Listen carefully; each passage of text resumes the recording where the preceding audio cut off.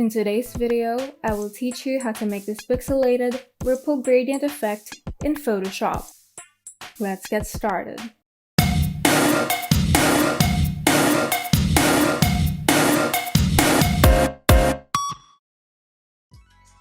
First, open the canvas where you would like to put your image onto. Now, open the subject image and remove the background either by using the magic wand tool and deleting the background, or simply use the object selection tool to select the subject, then hit Ctrl J to make a new layer with only the subject on it. Now, you can drag the subject image onto the canvas that you've made.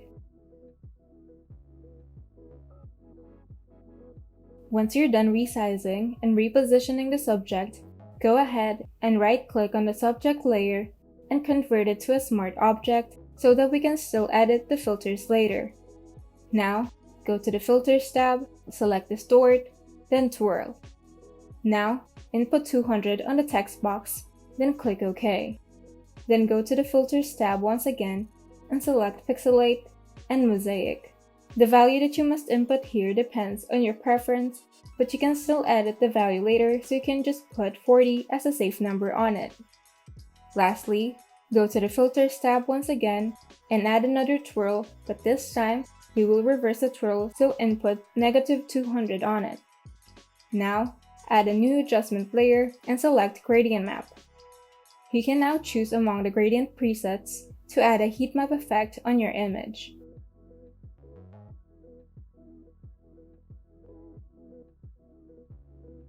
Once you're satisfied with the gradient, go ahead and edit the values on the filter by double-clicking on the respective filters.